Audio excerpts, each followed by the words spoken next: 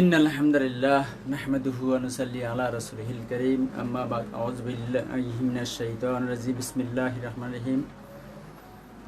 সুপ্রিয় শিক্ষার্থীরা, আশা করি তোমরা সবাই ভালো আছো। তোমরা ভালো থাকো, সুস্থ থাকো, নিরাপদ থাকো এই কামনা করে আমি মোহাম্মদ আমিরুল ইসলাম শুরু করতে যাচ্ছি উচ্চ মাধ্যমিক ইসলাম শিক্ষা প্রথম পত্রের প্রথম অধ্যায়ের সপ্তম পাঠ ইসলামী সংস্কৃতির পরিচয়, গুরুত্ব ও প্রয়োজনীয়তা। প্রথমে আমি আলোচনা করতে যাচ্ছি সংস্কৃতি কি। সংস্কৃতির ইংরেজি প্রতিশব্দ কালচার, আরবিতে বলা হয় আস-সাকাফা, আত-তাহজিব ও তামাদ্দুন। শিক্ষা দ্বারা লব্ধ বিদ্যা, বুদ্ধি, শিল্পকলা, রুচি, তামাদ্দুন, মার্জনা, শিষ্টতা, সংস্কার, বিশোধন, শুদ্ধিকরণ, পতিত অবস্থা থেকে উদ্ধারকরণ, পরিষ্কার ও নির্মলকরণ, উৎকর্ষ সাধন, উন্নতি বিধান, অনুশীলন দ্বারা লব্ধ বিদ্যা, বুদ্ধি, রীতিনীতি ও মার্জিত আচরণ। মানব সমাজের মানবিক বিকাশের অবস্থা, কোন জাতির মানসিক বিকাশের অবস্থা, কোন জাতির বৈশিষ্ট্যমূলক শিক্ষা, সাহিত্য, বিশ্বাস, সমাজ নীতি, অমসৃণ জমিকে কর্ষণ করে মসৃণ ও ফসল উৎপাদন উপযোগী করা, সফল হওয়া, শিক্ষণ প্রশিক্ষণ পাওয়া, মার্জিত, আকর্ষণীয়, সৌন্দর্যমণ্ডিত, সভ্য, ভদ্র, সজ্জিত ও নন্দিত জীবন, পরিশীলিত, পরিসজ্জিত, উন্নত, রুচিসম্মত জীবনবোধ, সমাজের মানুষের অর্জিত জ্ঞান, বিশ্বাস, কলা, নীতি, নিয়ম, আইন, প্রথা, সংস্কার, পরিবর্তন, পরিবর্ধন, পরিমার্জন, ভাষা, সাহিত্য, স্থাপত্য, চিত্রকলা, আচার আচরণ ইত্যাদি হল সংস্কৃতির অর্থ। অর্থাৎ মোট কথা, সংস্কৃতি বলতে বোঝায় কোন জাতির বিশ্বাস ও চিন্তা চেতনার বিশেষ গুণান্বিত আঙ্গিকের পরিশীলিত ব্যবহারিক বহিঃপ্রকাশকে সংস্কৃতি বলে। অর্থাৎ কোন জাতির আচার আচরণ, কাজ কারবার, ব্যবসা বাণিজ্য, রীতিনীতি, বিবাহ শাদী, তাদের ধর্মীয় প্রথা, সামাজিক প্রথা, সবগুলো মিলিয়েই বলা হয় সংস্কৃতি। এবার আমরা আলোচনা করব ইসলামী সংস্কৃতি কাকে বলে। এই যে কথাগুলো বললাম, এইগুলোর ইসলামীকরণ হইলে সেটা ইসলামী সংস্কৃতি। ইসলামী সংস্কৃতি হলো ইসলাম অনুমোদিত ও ইসলামী শরীয়ত নির্দেশিত মুসলিম জাতির জীবন পদ্ধতি হচ্ছে ইসলামী সংস্কৃতি। অর্থাৎ কোরআন এবং হাদিসের বিধান অনুযায়ী মানব জীবনের প্রতিটি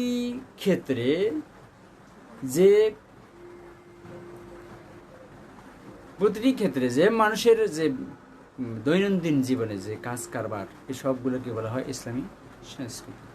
অর্থাৎ ইসলামী শরীয়তের বিধান অনুযায়ী তথা কোরআন হাদিসের বিধান অনুযায়ী যদি মানুষ তার দৈনন্দিন কার্যক্রম পরিচালনা করে, তাহলে সেটা হবে ইসলামী সংস্কৃতি।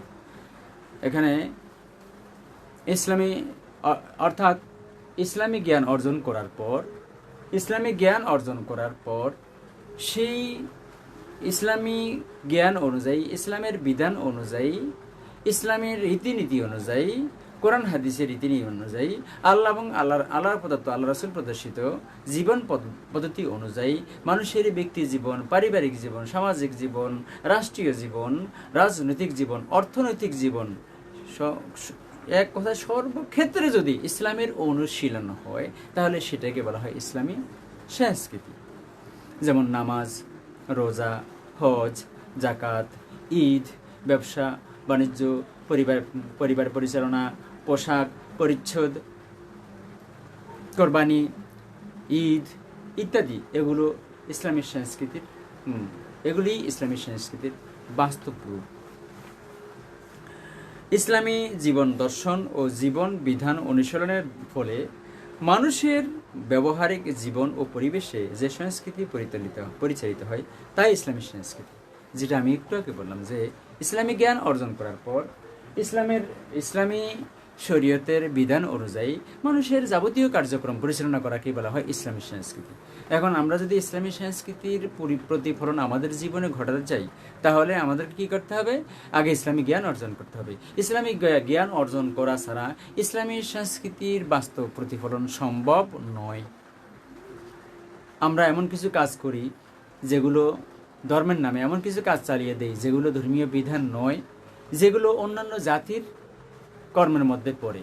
সেই কাজগুলোকে আমরা ধর্মীয় কাজ হিসেবে চালিয়ে দেই, সওয়াবের উদ্দেশ্যে কাজ চালিয়ে দেই, অথচ সেগুলো বিদআত, বেশিরভাগই বিদআত কাজগুলোকে আমরা ইসলামী সংস্কৃতি বলে চালিয়ে দিই। ইসলামী সংস্কৃতি অনুযায়ী ইসলামী সংস্কৃতির বাস্তব প্রতিফলন করতে হলে আগে ইসলামী জ্ঞান অর্জন করতে হবে। ইসলামী জ্ঞান অর্জন করার মাধ্যমে ইসলামী সংস্কৃতির প্রতিফলন সম্ভব। আল্লাহর মনোনীত জীবন বিধান হলো ইসলাম,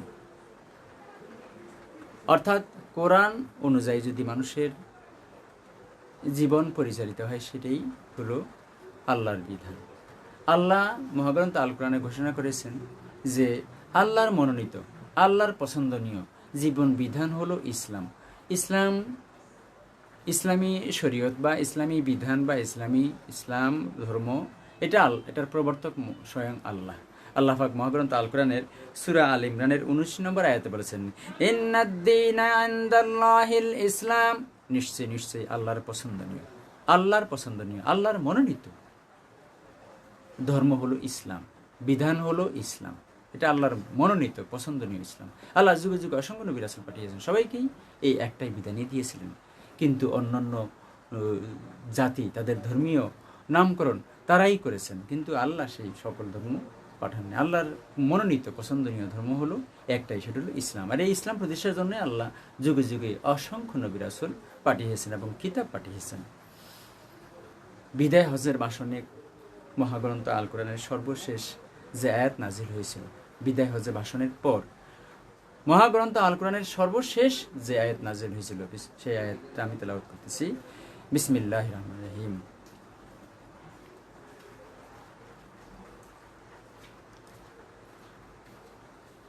আল্লাহ পাক মহাগ্রন্থ আল কোরআনে এভাবে ঘোষণা করেছেন যে আল-ইয়াওমা আকমালতু লাকুম দীনাকুম ওয়া আতমামতু আলাইকুম নি'মাতি ওয়া রাদিতু লাকুমুল ইসলামা দীনা। আল্লাহ এখানে রাদিতু লাকুমুল ইসলামা দীনা, আল্লাহ বলছেন আমি দিনকে তথা ইসলামকে তোমাদের প্রতি পরিপূর্ণ করে দিলাম ঠিকই, এবং আমি এর প্রতি সন্তুষ্ট আছি। মানে ইসলামী বিধানের প্রতি আল্লাহ সন্তুষ্ট আছেন, অন্য কোনো ধর্মীয় বিধানের প্রতি আল্লাহ সন্তুষ্ট নেই বলেছেন। রাদিতু লাকুমুল ইসলামা দীনা, আল্লাহ বলছেন আমি ইসলামকে দিনকে তোমাদের প্রতি এর প্রতি আমি সন্তুষ্ট আছি, দিন হিসেবে এর প্রতি আমি সন্তুষ্ট, রাজি আছি, সন্তুষ্ট আছি, খুশি আছি। অর্থাৎ আল্লাহর সন্তুষ্টির হলো আল্লাহ ইসলামের প্রতি সন্তুষ্ট আছেন, অন্য কোনো ধর্মীয় বিধানের প্রতি আল্লাহ সন্তুষ্ট নেই, সে কথা বলেছেন। আর সেটাই হলো ইসলামের সংস্কৃতি। হ্যাঁ, মুসলমানরা যদি অন্যান্য জাতি যা করে, মুসলমানরা যদি তা করে তাহলে সেটা ইসলামের সংস্কৃতি হবে না। আমাদের ব্যক্তি জীবন, আমাদের পারিবারিক জীবন, আমাদের সামাজিক জীবন, আমাদের দৈনন্দিন কাজ কর্ম, আমাদের ব্যবসা বাণিজ্য, আমরা চলাফেরা, কথাবার্তা, উঠা বসা সব কিছুই যদি ইসলামী শরীয়তের বিধান অনুযায়ী বা আমরা পরিচালনা করি বা পরিচালিত হয় তাহলে সেটা ইসলামী সংস্কৃতি। এর বিপরীত যেটা সেটা হলো যে বিজাতীয় সংস্কৃতি, অন্যান্য জাতির সংস্কৃতি। অন্যান্য জাতির সংস্কৃতি যদি মানুষ মুসলমানরা ধারণ করে, তাহলে সে মুসলমান বলে গণ্য হবে না। আল্লাহ রসুল কত সুন্দর করে বলেছেন, মান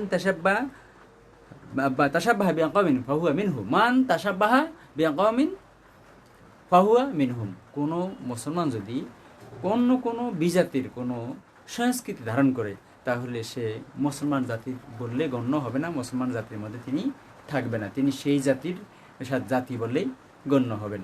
যেমন পৈতা পরা, মালা পরা, তারপরে এই যে চুরি পরা, এমন কিছু কাজ আছে যেগুলো অন্যান্য ধর্মের লোকেরা করে, সেই অন্যান্য ধর্মের লোকেরা যেমন ক্রুশ পরা, এগুলো খ্রিস্টানরা পরে। এইভাবে যে ওই জাতির যদি ওই সংস্কৃতিগুলো মুসলমানরা ধারণ করে, তাহলে সে ওই জাতির মধ্যেই গণ্য হবে। ইসলামের সংস্কৃতি বোরকা পরতে হবে, নিকাব পরতে হবে, পর্দা করতে হবে, হ্যাঁ, পুরো শরীর ঢেকে রাখতে হবে আমাদের মা বোনদেরকে। আর তারা যদি সেটা খোলা রাখে, তাহলে ইসলামের সংস্কৃতি হবে না, এটা বিজাতীয় সংস্কৃতি হবে, অমুসলিমদের সংস্কৃতি হবে, তাহলে সেই মুসলমান বলে গণ্য হবেন না। ইসলামের সংস্কৃতির পরিধি একেবারে সারা বিশ্বজগৎ ব্যাপী, মহাকাশ ব্যাপী। আল্লাহ পাক মহাগ্রন্থ আল কোরআনের সূরা ইব্রাহিমের 24 নম্বর আয়াতে আল্লাহ পাক কত সুন্দর করে বলছেন, কালিমাতুন তাইয়্যিবাতুন কাশাজারাতিন তাইয়্যিবাতিন আসলুহা সাবিতুন ওয়া ফারউহা ফিস সাবাই। ইসলামী সংস্কৃতিকে আল্লাহ পাক এইভাবে সুন্দর করে বুঝিয়ে দিয়েছেন যে এটা কি, ইসলামী সংস্কৃতির নামক এই কালেমাটির বা এই কালেমাটির গোড়া এত শক্ত যে তার গোড়া মাটির গভীরে সুপ্রতিষ্ঠিত, এবং তার শাখা প্রশাখা মহাকাশ ব্যাপী।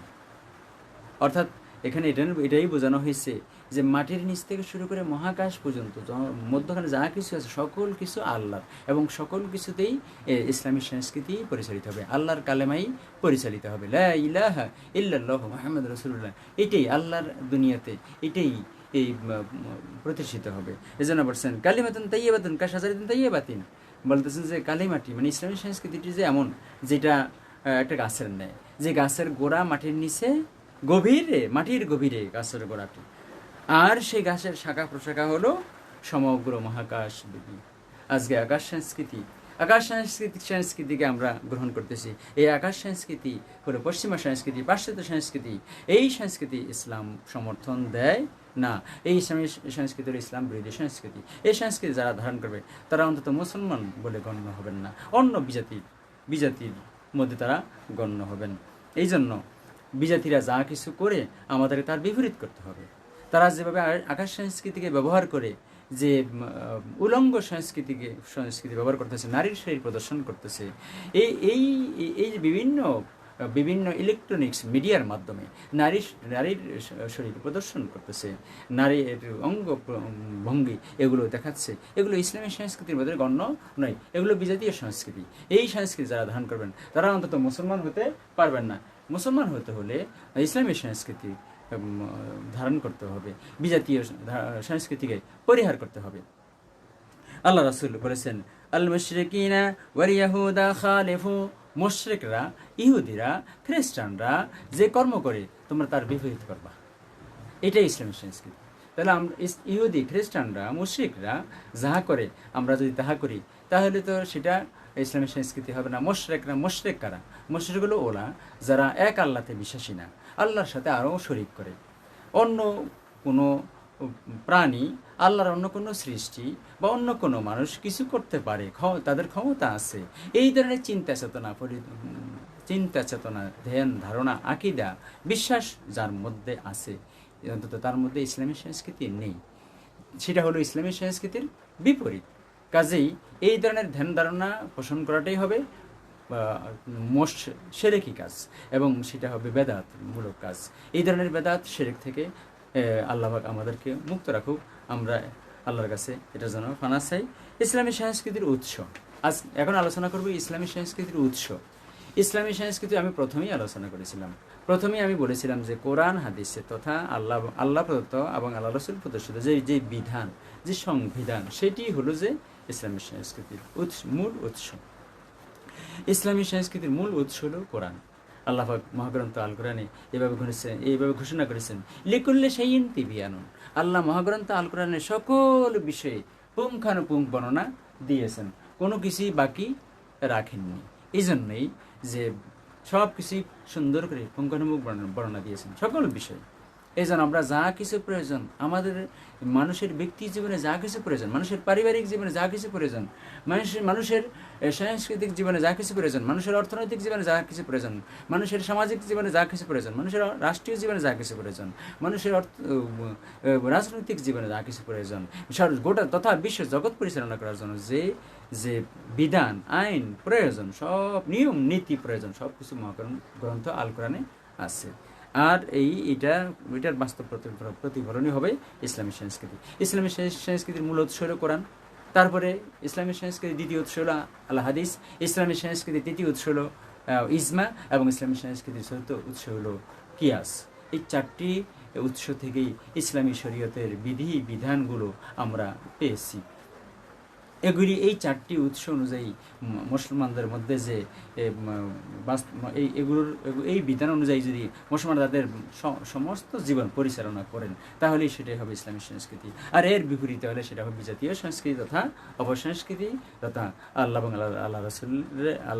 এবং আল্লাহ রাসূলের বিধানের বিপরীত এবং ইসলামী শরীয়তের বিপরীত সংস্কৃতি। এই সংস্কৃতি ইসলাম কখনো সমর্থন দেয় না।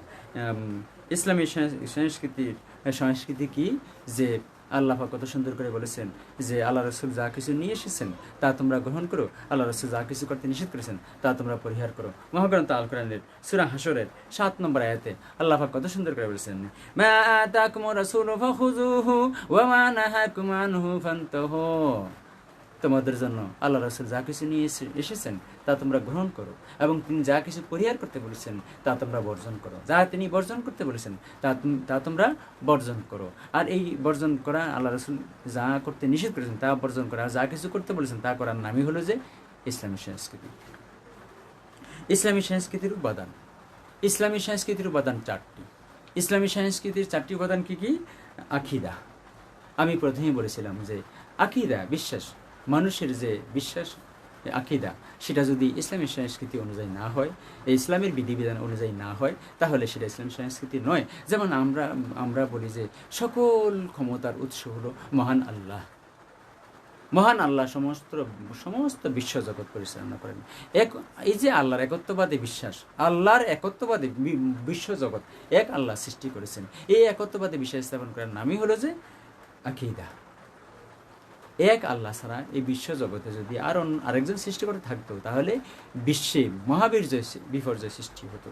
একটা প্রতিষ্ঠানের দায়িত্ব 2জন ব্যক্তি থাকতে পারে না। একজন ব্যক্তির নেতৃত্বে একটা প্রতিষ্ঠান পরিচালিত হয়। সেখানে যদি দায়িত্বশীল 2জন থাকে, তাহলে 2জনের ভিতরে, 2জনের মধ্যে এবং 2জনের সমর্থকদের মধ্যে মারামারি হয়ে প্রতিষ্ঠানটি ধ্বংস হয়ে যাবে। ঠিক আকাশ এবং মাটি জমিনের মধ্যখানে আল্লাহ ছাড়া যদি অন্য কোনো সৃষ্টিকর্তা থাকতো, তাহলে সমস্ত বিশ্বজগৎ এই দুই খোদায় মারামারি করে সমস্ত বিশ্বজগৎ ধ্বংস করে দিত। সে আল্লাহ কত সুন্দর করে মহাগ্রন্থ আল কোরআনে ঘোষণা করেছেন, লাউ কানা ফীহিমা আলিহাতুন ইল্লাল্লাহ লাফাসাদাতা। এই মহাকাশ এবং জমিনের মধ্যে যদি এক আল্লাহ ছাড়া আর কোনো সৃষ্টিকর্তা থাকতো, তাহলে সমগ্র বিশ্বজগৎ ধ্বংস হয়ে যেত, ধ্বংস করে ফেলতেন। দুই খোদার নওয়াজবিল্লাহ, দুই খোদার সমর্থকরা মারামারি করে, দুই খোদায় মারামারি করে সব ধ্বংস করে দিতেন, নওয়াজবিল্লাহ। তো আমরা এটাতে বিশ্বাসী না। এরপরে আর ইসলামী সংস্কৃতির দ্বিতীয় উপাদান হলো ইবাদত। আমাদের যে ইবাদতগুলো, আমরা নামাজ পড়বো, রোজা রাখবো, হজ করব, জাকাত দিব, মানুষকে দান খয়রাত করব, কিভাবে করব, কি নিয়মে করব, এই সবগুলো নিয়ম কানুন বিধান মহাগ্রন্থ আল কোরআনে সুন্দর করে দিয়েছেন। আমরা কীভাবে নামাজ পড়বো সেই তার নিয়ম কারণ আছে, কোরআন আছে, হাদিস আছে, ইজমা আছে, কি আছে, আমরা রোজারা কীভাবে রাখবো, আমরা হজ কীভাবে করবো, আমরা জাকাত কীভাবে দিব, সমস্ত কিছু ইসলামী শরীয়তে। আমরা ইবাদতবন্দি, সোজা কথা, আমরা ইবাদতবন্দি কীভাবে করবো তার নিয়ম নীতি বিধান সব কিছুই ফিকহ শাস্ত্রে প্রবর্তন করা হয়েছে এই কোরআন হাদিস ইজমা কিয়াস অনুযায়ী। কাজেই এই অনুযায়ী, শরীয়তের বিধান অনুযায়ী এই যে ইবাদতবন্দি করতে হবে, তাহলে সেটা ইসলামী সংস্কৃতির ভিতরে হবে। আর যদি এই বিধান অনুযায়ী মন গড়া কোনো ইবাদতবন্দি আমরা করি, তাহলে সেটা ইসলামী সংস্কৃতির বহির্ভূত হবে, সেটা আল্লাহর কাছে গ্রহণীয় হবে না। ইসলামী সংস্কৃতির আরেকটি উপাদান হলো আখলাক। মানুষের চরিত্র, মানুষের চরিত্র যদি ভালো না হয়, সৎ না হয়, কোরআন এবং হাদিস ইজমা কিয়াস অনুযায়ী যদি মানুষের চরিত্র না হয়, তাহলে তার তাহলে ওই মানুষটির কোনো মূল্যায়ন আল্লাহর কাছে নেই এবং তার কোনো কর্মই আল্লাহ গ্রহণ করবেন না। এই জন্য আখলাক, মানুষের চরিত্রকে কিভাবে গঠন করতে হবে? কোরআন এবং হাদিস অনুযায়ী। আল্লাহ পাক কত সুন্দর করে বলেছেন, সিবাগাতাল্লাহ ওয়া মান আহসানু মিনাল্লাহি সিবাগা। তোমরা আল্লাহর রঙে রঞ্জিত হও। আল্লাহর রঙে রঙিন হওয়ার চেয়ে উত্তম রং কি হতে পারে? অর্থাৎ আল্লাহর চরিত্রে চরিত্রিত হও। আল্লাহর চরিত্র কি? আল্লাহর চরিত্র হলো আল কোরআন। আর সে আল কোরআন অনুযায়ী আল্লাহ রসুলের চরিত্র গঠন করেছেন। আয়েশা রাদিয়াল্লাহু আনহাকে জিজ্ঞাসা করা হয়েছিল, রাসূলুল্লাহ সাল্লামের চরিত্র কেমন ছিল? আয়েশা রাদিয়াল্লাহু আনহা বলছেন, তোমরা কোরআন পড়ো নাই? এই কোরআনের বিধান অনুযায়ী পুরো কোরআনই হলো যে আল্লাহ রাসূলের চরিত্র। আল্লাহ পাক মহাগ্রন্থ আল কোরআন নুন কালামে কত সুন্দর করে ঘোষণা করেছেন, ইন্নাকা লা খুলুকিন আযীম। হে রাসূল, আপনি মহান চরিত্রের অধিকারী। আবার মহাগ্রন্থ আল কোরআন আল্লাহ আরো ঘোষণা করেছেন, লাকাদ কানা লাকুম ফি রাসূলিল্লাহি উসওয়াতুন হাসানা। তোমাদের জন্য একমাত্র গ্রহণীয় চরিত্রই হলো রাসূলুল্লাহ সাল্লাল্লাহু আলাইহি ওয়াসাল্লামের চরিত্র। আমরা একমাত্র অনুসরণ করব কার চরিত্র? রাসূলুল্লাহ সাল্লাল্লাহু আলাইহি ওয়াসাল্লামের চরিত্রে আমরা অনুসরণ করব, কারণ আল্লাহ রাসূলের চরিত্র হলো আল কোরআনের চরিত্র, আল কোরআন হলো আল্লাহর চরিত্র। কাজেই আমরা আল্লাহ এবং আল্লাহ রাসূলের চরিত্রে চরিত্রিত হব। ইসলামী সংস্কৃতির আরেকটি উপাদান হলো মুআমালাত, অর্থাৎ আমাদের আচার আচরণ, কাজ কারবার, চলাফেরা, লেনদেন, ব্যবসা বাণিজ্য, সবকিছুই রাষ্ট্রীয় নীতি, পররাষ্ট্র নীতি, পারিবারিক নীতি, সামাজিক নীতি, রাষ্ট্রীয় নীতি, সব কিছু হবে আমাদের কি অনুযায়ী? ইসলামী সংস্কৃতি অনুযায়ী। ইসলামী সংস্কৃতির পরিধি আমি যে তেলাওয়াত করেছিলাম, যে আল্লাহর ইসলামী সংস্কৃতির যে সম্পর্কে মহান আল্লাহ মহাগ্রন্থ আল কোরআনের যে আয়াতটি সূরা ইব্রাহিমের 24 নম্বর যে আয়াতটি আমি তেলাওয়াত করেছি, যে তাই কালিমাতুন তাইয়্যিবাতুন, আল্লাহর ইসলামী সংস্কৃতি নামক যে আল্লাহর যে বিধান, এটি একটা গাছের সাথে আল্লাহ তুলনা করেছেন। কি? যে গাছটা কেমন? কাশাজারাতিন তাইয়্যিবাতিন আসলুহা সাবিতুন ফি সাবিতুন ওয়া ফারুহা ফিস সাবাই। মহান আল্লাহ যে ইসলামী সংস্কৃতি সেটার একটা গাছের সাথে তুলনা করেছেন। গাছটা কি? গাছটার গোড়া হলো গভীর মাটির নিচে এবং তার শাখা প্রশাখা হলো মহাকাশ ব্যাপী। অর্থাৎ ইসলামী সংস্কৃতির পরিধি শুধু ব্যক্তির মধ্যে নয়, ইসলামী সংস্কৃতির পরিধি শুধু পরিবারের মধ্যে নয়, ইসলামী সংস্কৃতির পরিধি শুধু সমাজের মধ্যে নয়, ইসলামী সংস্কৃতির পরিধি ব্যক্তি জীবন, পারিবারিক জীবন, সামাজিক জীবন, রাষ্ট্রীয় জীবন, অর্থনৈতিক জীবন, রাজনৈতিক জীবন, আন্তর্জাতিক জীবন, সকল পর্যায়ে পৃথিবীর সব জায়গায় ইসলামী সংস্কৃতি পরিচালিত হবে, পরিলক্ষিত হবে, পরিশীলিত হবে। ইসলামী সংস্কৃতির পরিধি এই সব কিছু ব্যাপী, একবারে ব্যক্তি জীবন থেকে আন্তর্জাতিক জীবন পর্যন্ত সকল কিছুতেই ইসলামী সংস্কৃতির পরিধি। কাজেই আমরা শুধু ব্যক্তির মধ্যে ইসলামী সংস্কৃতি লালন করব না, ব্যক্তি, পরিবার, সমাজ, রাষ্ট্র এবং সারা বিশ্বজগতে ইসলামী সংস্কৃতির প্রচলন করব এবং করতে হবে এবং দেখাইতে হবে যে এগুলো ইসলামী সংস্কৃতি। কোনগুলো ইসলামী সংস্কৃতি সেটা মুসলমান দেখানোর দায়িত্ব মুসলমানদের। ইসলামী সংস্কৃতির লক্ষ্য উদ্দেশ্য, ইসলামী সংস্কৃতির লক্ষ্য উদ্দেশ্য হলো যে ইসলামী সংস্কৃতির লক্ষ্য উদ্দেশ্য হলো আল্লাহ পাক আমাদেরকে সৃষ্টি করেছেন আমরা আল্লাহর জন্য, আমরা আল্লাহর কাছ থেকে এসেছি, আল্লাহর কাছে আমাদেরকে ফিরে যেতে হবে এবং মুসলমানরা পুরোপুরি আল্লাহর প্রতি আত্মসমর্পণ করতে হবে। আল্লাহ পাক বলেছেন, ওয়ালা তামুতুন্না ইল্লা ওয়া আনতুম মুসলিমুন, পুরোপুরি আত্মসমর্পণ করে তারপর তোমরা কি করো? মৃত্যুবরণ করো। মানে মুসলমান না হয়ে তোমরা মৃত্যুবরণ করো না, মানে পুরোপুরি আত্মসমর্পণ। মানে আমাদের কোনো কিছু করার ক্ষমতা নেই যদি আল্লাহ আমাদেরকে সাহায্য সহযোগিতা না করেন। আমাদের কোনো গর্ব অহংকার কিছুই থাকবে না। আমরা মাটির মানুষ, আল্লাহ আমাদেরকে মাটির থেকে সৃষ্টি করছেন, আমরা একদিন মাটিতে মিশে যাব। আমরা আল্লাহ তাআলার পক্ষ থেকে এসেছি, আমরা আল্লাহর কাছে আবার ফিরে যাব। আমাদের কোনো ধরনের ক্ষমতা নেই, অহংকার বলতে কিছুই আমাদের নেই। কাজে সকল অহংকার, গর্ব, সকল হিংসা, বিদ্বেষ, সকল কিছুকে বিসর্জন দিয়ে ইসলামী সংস্কৃতির যদি মানুষের ইসলামী সংস্কৃতি লালন করতে হবে। আর সেই ইসলামী সংস্কৃতি লালন করতে হলে কি করতে হবে? একটা শপথ করতে হবে। প্রত্যেকটা মুসলমান এটা শপথ করতে হবে। সেই মুসলমানদের শপথটা কি হবে? বিসমিল্লাহির রহমানির রহিম, ইন্না সালাতি ওয়া নুসুকি ওয়া মাহইয়ায়া ওয়া মামাতি লিল্লাহি রাব্বিল আলামিন। ইন্না সালাতি ওয়া নুসুকি ওয়া মাহইয়ায়া ওয়া মামাতি লিল্লাহি রাব্বিল আলামিন। আমার জীবন, আমার মরণ, আমার বাসন, আমার ইবাদত বন্দেগী, আমার কোরবানি, সকল কিছু একমাত্র আল্লাহ তাআলার জন্য। আমি সব কিছুকেই আল্লাহর প্রতি, আমার ইবাদত বন্দেগী, আমার কোরবানি, আমার জীবন, আমার মরণ, সব কিছু একমাত্র আল্লাহ তাআলার জন্য, এরকম শপথ করতে হবে। আমার বলতে কিছু নেই। আমার এই শরীরের মালিকও আমি না, আমার জানের মালিকও আমি না, আমার জীবনের মালিকও আমি না, আমার সম্পদের মালিকও আমি না, আমার ক্ষমতার মালিকও আমি না, আমার বলতে কিছুই নেই। সব কিছু একমাত্র আল্লাহ তাআলার জন্য। এই সব কিছু আল্লাহ তাআলার প্রতি উৎসর্গ করার নামই হলো, উৎসর্গ করাটাই হলো ইসলামী সংস্কৃতির লক্ষ্য এবং উদ্দেশ্য। ইসলামী সংস্কৃতির লক্ষ্য উদ্দেশ্য এটাই যে আমরা মহান আল্লাহ আমাদেরকে সৃষ্টি করছেন একমাত্র আল্লাহর ইবাদতবন্দেগী করার জন্য।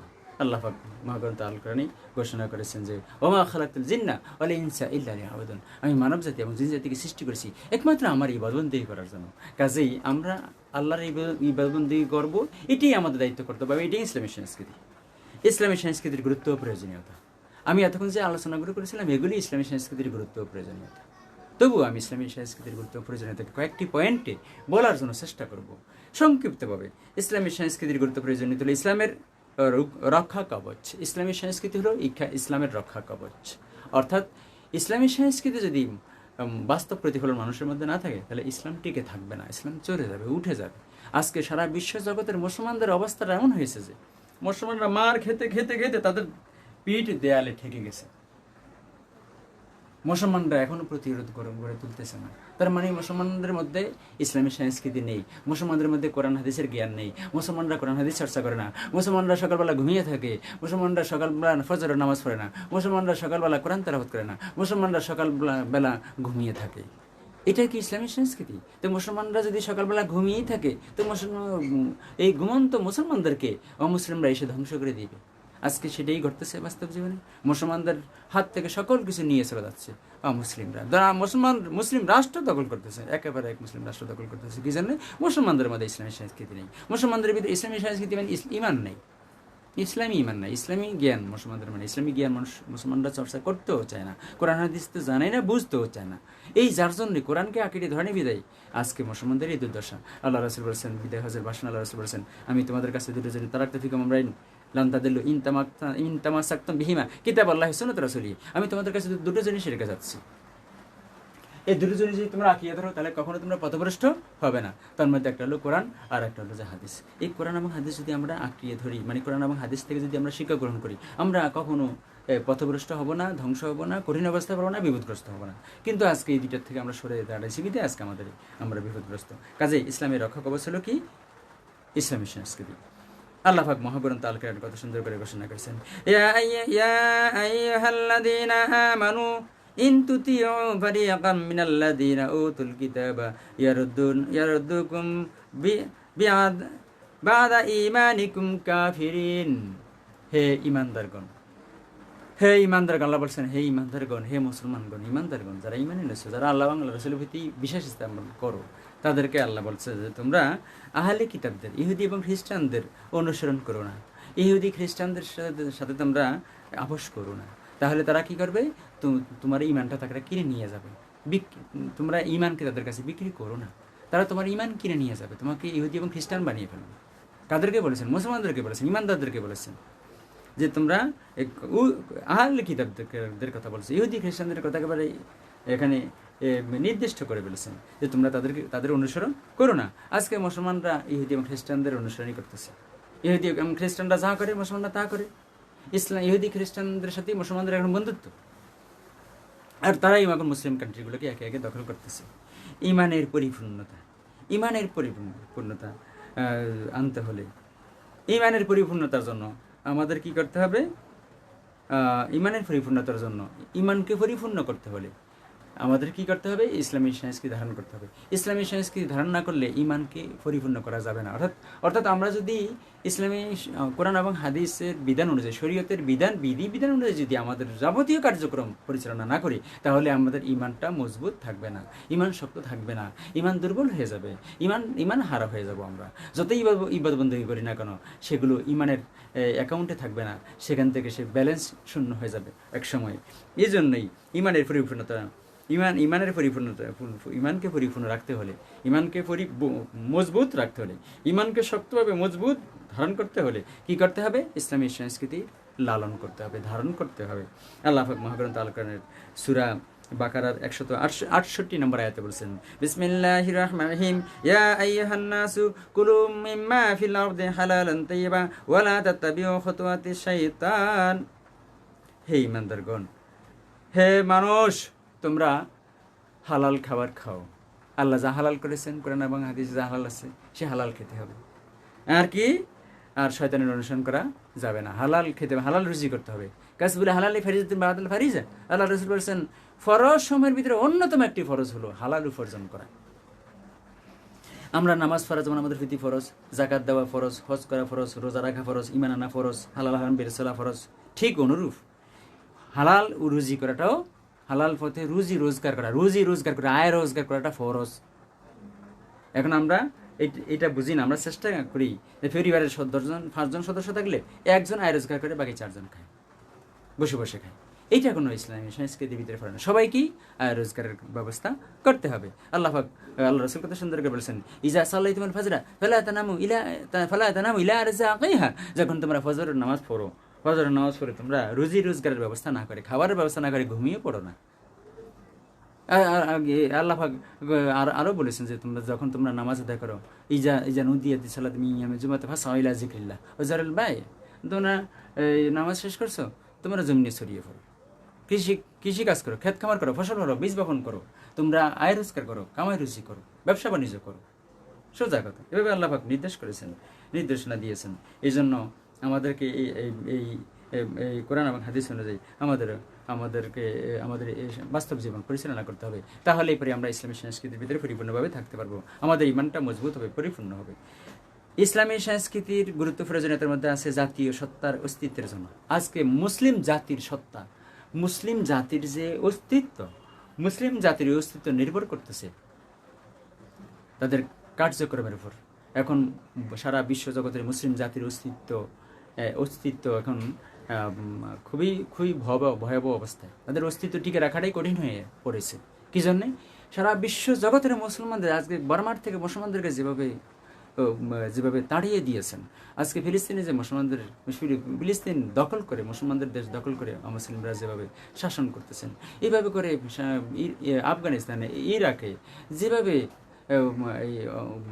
অমুসলিমরা মুসলমানদের প্রতি মাতবাড়ি করতেছে, এভাবে মুসলিম জাতির অস্তিত্ব একদিন থাকবে না, অস্তিত্বই বিলীন হয়ে যাবে। কেন? যদি তারা ইসলামী সংস্কৃতি লালন না করে। এই জন্য মুসলিম জাতির রক্ষা অস্তিত্বের জন্য ইসলামী সংস্কৃতি প্রয়োজন। প্রত্যেকটা মুসলমানের মধ্যে কোরআন এবং হাদিসের জ্ঞান অনুযায়ী, ইসলামী অনুযায়ী তাদের জীবন পরিচালনা করতে হবে। তাদের ভিতরে ইসলামী জ্ঞান অর্জন তাদের করতে হবে। ইসলামী জ্ঞান অর্জন করার পর বাস্তব জীবনে তার প্রতিফলন করতেই হবে। অর্থাৎ আমরা যাই করি না কেন, আমরা যাই ইবাদতবন্দেগী করি, সব কিছুই আমাদেরকে কী করতে হবে? ইসলামী শরীয়তের বিধিবিধান অনুযায়ী করতে হবে। তাহলেই পরে সেটা হবে ইসলামী সংস্কৃতি। ইসলামের পূর্ণাঙ্গ প্রতিষ্ঠা, ইসলামকে যদি পরিপূর্ণভাবে প্রতিষ্ঠা করতে হয়, ইসলাম তো পূর্ণাঙ্গভাবে প্রতিষ্ঠিত কোনো দেশেই নেই। মানুষ ব্যক্তি জীবনে কিছু কিছু ইসলামী সংস্কৃতি লালন করে, এতটুকুন। রাষ্ট্রীয় পর্যায়ে ইসলামী সংস্কৃতি নেই বললেই চলে। কোন রাষ্ট্রে আছে? আমার তো মনে হয় না কোনো রাষ্ট্রে ইসলামী সংস্কৃতি আছে বলে। এই শুধু ব্যক্তি জীবনেই এই নামাজ, রোজা, হজ, জাকাত এগুলো ইসলামের মৌলিক বিধিবিধানগুলো, বিষয়গুলো মানুষের শুধু ব্যক্তি জীবনেই মানুষের মধ্যে দেখা যাচ্ছে, আংশিক, তাও পরিপূর্ণ নয়। এই জন্য পরিপূর্ণতার জন্য কি প্রয়োজন?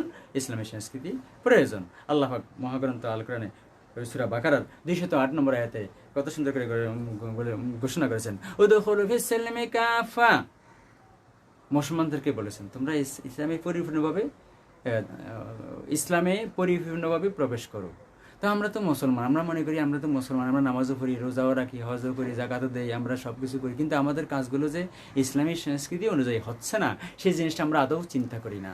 এজন্য আল্লাহ সজাগ করে দিয়েছেন, ঘুমন্ত মুসলমানদেরকে বলতেছেন উদখুলু ফিস-সিলমি কাফা, তোমরা পরিপূর্ণভাবে ইসলামে প্রবেশ করো। অর্থাৎ তোমাদের ব্যক্তি জীবনের যে কার্যক্রমগুলো সেগুলো হবে ইসলামী সংস্কৃতি অনুযায়ী, ইসলামের শরীয়তের বিধিবিধান অনুযায়ী। তোমাদের পারিবারিক জীবন, তোমাদের সামাজিক জীবন, তোমাদের রাষ্ট্রীয় জীবন, তোমাদের অর্থনৈতিক জীবন, তোমাদের রাজনৈতিক জীবন, তোমাদের আন্তর্জাতিক জীবন, সবগুলি হবে ইসলামী শরীয়তের বিধিবিধান অনুযায়ী। তাহলেই হবে সেটা ইসলামী সংস্কৃতি। এখন আমরা ইসলামী সংস্কৃতি ব্যক্তি জীবনে লালন করলে হবে না, আমাদের পরিবারেও সেটা সেটা প্রতিফলিত করতে হবে। আজকে মুসলিম জাতি ফজরের নামাজের সময় ঘুমিয়ে থাকে। হায়রে মুসলমান, এভাবে ঘুমিয়ে থাকলে ঘুমন্ত মুসলমানদেরকে তো ধ্বংস করে দিবে শয়তান তো ধ্বংস করে দিচ্ছে। মুসলিমরা ঝাঁপিয়ে পড়বে মুসলমানদের উপরে। এভাবে যদি মুসলমানরা ফজরের নামাজ না পড়ে ঘুমিয়ে থাকে, ঘুমন্ত অবস্থা থাকে, এইটা ইসলামী সংস্কৃতি হতে পারে না। তো ওই জাতির সফলতা আসবে কীভাবে? ইসলামী সংস্কৃতির গুরুত্ব প্রয়োজনীয়তার মধ্যে আরেকটি হলো যে ইহ পরকালীন মুক্তি ও সাফল্য। দুনিয়ার জীবন যদি সুন্দর করতে হয়, দুনিয়ার জীবনে যদি সফলতা অর্জন করতে হয় এবং আখিরাতের জীবনে যদি সফলতা অর্জন করতে হয়, তাহলে ইসলামী সংস্কৃতির প্রতিটা ক্ষেত্রে, মানুষের ব্যক্তি জীবন থেকে শুরু করে রাষ্ট্রীয় পর্যায় পর্যন্ত, আন্তর্জাতিক পর্যায় পর্যন্ত প্রতিটি ক্ষেত্রে ইসলামের সংস্কৃতির ধারণ করতে হবে। তাহলেই পরে এই দুনিয়ার জীবনটা সুন্দর হবে, পরকালে সফলতা অর্জন করা যাবে। ইসলামী সংস্কৃতির ছাড়া পরকাল মুক্তি পাওয়ার আর কোনো সুযোগ নেই। চালাকি করে দুনিয়াতে প্রতারণা করে, চালাকি করে, বুদ্ধি খাটিয়ে, জোর খাটিয়ে, ক্ষমতার বলে দুনিয়াতে প্রভাব খাটানো যাবে, কিন্তু পরকালে হিসাব নিকাশের দিন কোনো প্রভাব খাটার কোনো সুযোগ নেই। সেই দিন কোনো কিছু করার ক্ষমতা থাকবে না। আমার হাত, আমার মুখ, আমার পা সব কিছু আমার বিরুদ্ধে সেদিন সাক্ষী দিবে। অত্যকাল্লিমুন আইদিমত সাদারজুলুম বিমা কানু ইয়াকসিবুন। সেই দিন হাত সাক্ষী দিবে, মুখ সাক্ষী দিবে, শরীরের প্রত্যেকটা অঙ্গ প্রত্যঙ্গ সাক্ষী দিবে। আমার মুখটা বন্ধ থাকবে, আমার মুখ বাক শক্তি সেদিন থাকবে না, সব হারিয়ে ফেলবে। যদি ইসলামী সংস্কৃতি আমরা আমাদের বাস্তব জীবনে প্রতিফলন না করি। বিশ্ব মানবতার উন্নয়নে ইসলামী সংস্কৃতি। আজকে যে বিশ্ব মানবতার খেদমত করার জন্য ইসলাম, কিন্তু আজকে মুসলমান জাতি তাদের মানবতা হারিয়ে ফেলেছেন। এখন মুসলিম জাতি ওই অমুসলিমদের সাহায্যের জন্য হাত পেতে আছে, ইহুদি খ্রিস্টানদের থেকে সাহায্যের জন্য হাত পেতে আছে। কোনো মুসলমান কান্ট্রি যদি বিপদগ্রস্ত হয়, তখন অমুসলিম ইহুদি খ্রিস্টানদের কাছে সাহায্য চায়। এইটা কোনো মুসলিম জাতির এটা কোনো মুসলিম জাতির সংস্কৃতি হতে পারে না। মুসলিম জাতির অস্তিত্বই বিলীন হয়ে যাবে এভাবে করতে গেলে। এই জন্য বিশ্ব মানবতার উন্নয়নের জন্য ইসলামী সংস্কৃতির প্রয়োজন। সারা বিশ্ব জগতের শুধু মুসলমান না, সমগ্র বিশ্ব জগতের উন্নয়নের জন্য ইসলামী সংস্কৃতি মানুষের ভিতরে প্রতিফলন ঘটাতে হবে। মানুষের ব্যক্তি জীবন, পারিবারিক জীবন, সামাজিক জীবন, রাষ্ট্রীয় জীবন, অর্থনৈতিক জীবন, রাজনৈতিক জীবন এবং আন্তর্জাতিক জীবন, সকল পর্যায়ে ইসলামী সংস্কৃতির বাস্তব লালন করতে হবে। তাহলে ফলে বিশ্ব মানবতার কল্যাণ করা যাবে। আমরা এতক্ষণ পর্যন্ত ইসলামী সংস্কৃতি সম্পর্কে যে আলোচনাগুলো করেছি, যে আলোচনাগুলো আল্লাহ পাক আমাদের বাস্তব জীবনের জন্য আমরা ইসলামী সংস্কৃতির লালন করতে পারি। আল্লাহ পাক আমরা যেন আমাদের ব্যক্তি জীবন থেকে শুরু করে আন্তর্জাতিক পর্যায় পর্যন্ত সকল পর্যায়ে যেন আমরা ইসলামী সংস্কৃতি আমাদের মধ্যে ধারণ করতে পারি। আল্লাহ পাক আমাদেরকে সেই তৌফিক দান করুক। আমি যে কথাগুলো বলেছি, এই কথাগুলোর প্রতি আমি নিজে এবং আমাদের সবাইকে এই কথাগুলোর প্রতি আমল করার জন্য আল্লাহ পাক তৌফিক দান করুন। ওয়া মা তাওফীক ইল্লা বিল্লাহ। আসসালামু আলাইকুম ওয়া রাহমাতুল্লাহ।